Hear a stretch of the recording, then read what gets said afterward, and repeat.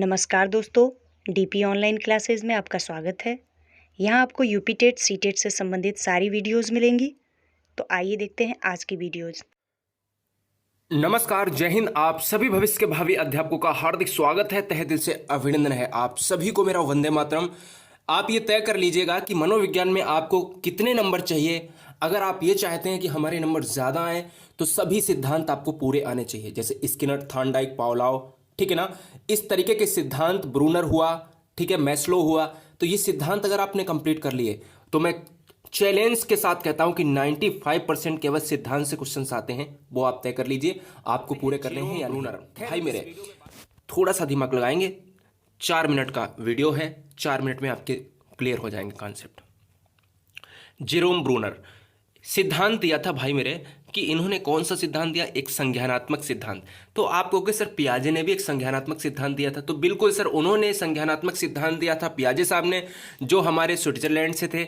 लेकिन इन्होंने भी कहा कि ये वैज्ञानिकी जो मनोवैज्ञानिक हैं, ये ब्रूनर साहब, ये हैं हमारे अमेरिकी मनोवैज्ञानिक। पियाजे के सिद्धांत का विकल्प के रूप में इन्होंने एक सिद्धांत दिया, संज्ञानात्मक सिद्धांत। पियाजे ने अपने स्टेटमेंट में कहा था कि बालक की अवस्थाओं 4 अवस्थाओं से गुजरता है जो बालक का विकास होता है। एक होता है आपका संवेदीगामक अवस्था, दूसरा होता है आपका पूर्व संक्रियात्मक अवस्था, तीसरा होता है आपका मूर्त संक्रियात्मक, और चौथा है औपचारिक या फिर अमूर्त संक्रियात्मक। लेकिन इन्होंने सर, पियाजे ने 4 बताई, लेकिन इन्होंने सर 3 अवस्थाएं बताई। बोले कि 3 अवस्थाएं होती हैं, 4 अवस्थाएं नहीं होती हैं। तो एक पॉइंट ये क्लियर हो गया। तो ब्रूनर साहब ने संज्ञानात्मक विकास के अंतर्गत 3 अवस्थाओं को बताया यहां पर, ठीक है। अब क्वेश्चन कैसे आता है कि वो 3 अवस्थाएं बता दीजिएगा। एक होता है इनएक्टिव स्टेज, ये इंग्लिश में ही आता है और विकल्प में ऐसे लिख देगा इनएक्टिव स्टेज, ठीक है ना। इनएक्टिव स्टेज तो याद रखना, हिंदी और इंग्लिश दोनों को याद रखना, केवल ब्रूनर में ही होता है ये सब। इनएक्टिव स्टेज में क्या होता है कि क्रिया निर्माण विधि इसको हम कहते हैं, ठीक है, हिंदी में।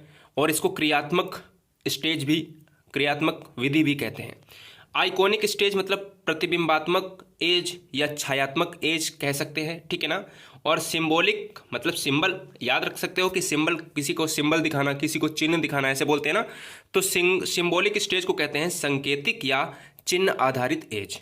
तो इनएक्टिव हो गया क्रिया निर्माण या क्रियात्मक एज, आइकॉनिक हो गया प्रतिबिंबात्मक या छायात्मक एज, और सिंबॉलिक हो गया संकेत या चिन्ह आधारित एज। तो 3 अवस्थाएं हो गई। अब चलते हैं हम इन 3 अवस्थाओं के बारे में एक एक पॉइंट छोटा छोटा सा इंपॉर्टेंट जान लेते हैं। देखो, आइकॉनिक और इनएक्टिव एज में क्या होता है कि जन्म से 2 वर्ष, ये तो हमारे पियाजे साहब ने भी बताया था। संवेदी गामक में बोला था कि 0 से 2 वर्ष होता है संवेदी गामक में। आइकॉनिक स्टेज में इन्होंने कहा है 2 से 7 वर्ष। ये हमारे पूर्व संक्रियात्मक है, उन्होंने भी बताया था कि 2 से 7 वर्ष। लेकिन इन्होंने कह दिया है कि सिंबॉलिक एज होता है, जो संकेतिक चिन्ह होती है, इसकी एज क्या होती है, 7 से 15 वर्ष होती है, ठीक है। क्वेश्चन आपसे कह सकता है कि आइकॉनिक एज या सिंबॉलिक एज या चिन्ह वाली एज जो होती है वो कितने एज तक होती है। जैसे पियाजे में पूछ लिया जाता है मूर्त संक्रियात्मक एज कितने साल होती है, तो 7 से 11 आंसर आप दे देते हो।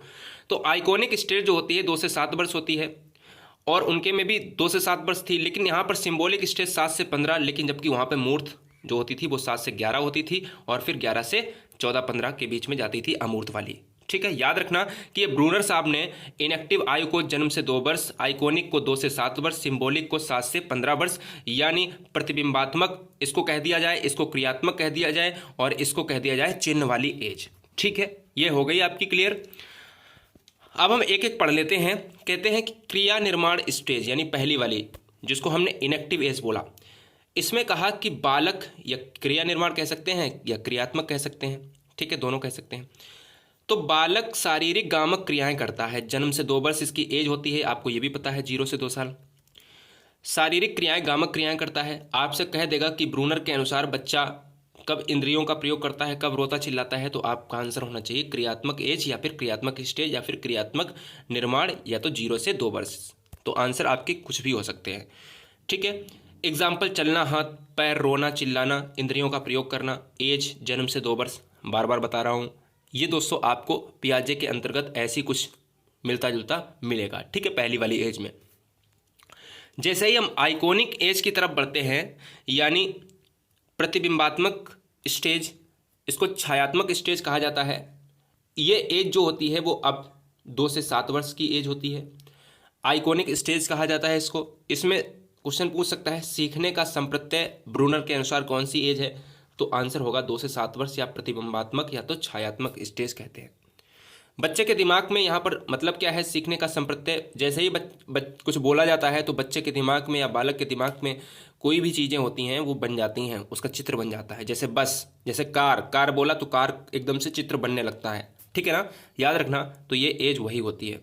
इस एज में भाषा का महत्व होता है। इस वीडियो के लास्ट में हम आपसे 10 क्वेश्चन पूछेंगे जो अधिगम से रिलेटेड होंगे, और 10 क्वेश्चन में मतलब जो है अधिगम के मैंने वो क्वेश्चन लिए हैं जो एग्जाम में बहुत आते हैं।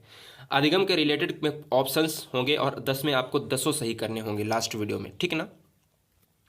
भाषा का महत्व होता है इसमें, चमक ध्वनि गति का महत्व भी इसी में होता है, ठीक है ना। चकाचौंध का भी होता है इसी प्रतिबिंबात्मक स्टेज, छायात्मक स्टेज में।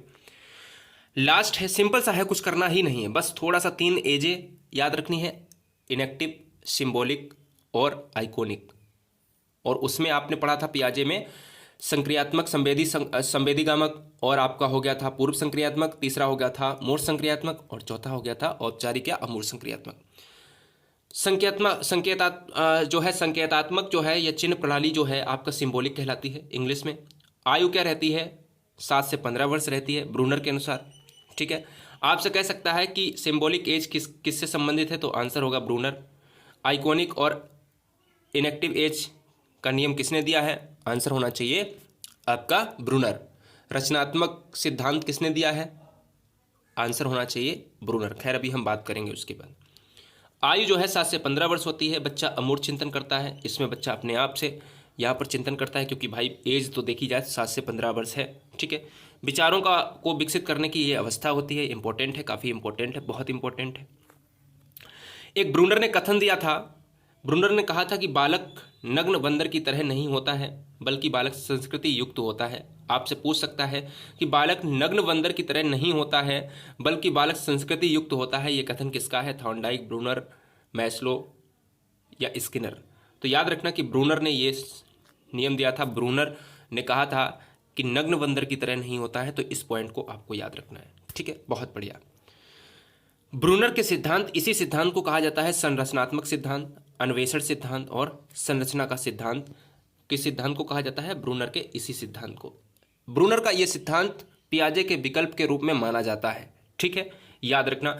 पियाजे ने कितनी अवस्थाओं को दिया था, 4 अवस्थाओं को दिया था, लेकिन ब्रूनर साहब ने कितनी अवस्थाओं को दिया था, 3 अवस्थाओं को दिया है, ठीक है। कौन कौन सी, इनेक्टिव, सिंबॉलिक और आइकॉनिक, ठीक है, ऊपर नीचे कर लीजिएगा अपना। अब हम चलते हैं यहाँ पर क्वेश्चन की तरफ, अधिगम के क्वेश्चंस थोड़ा करते हैं।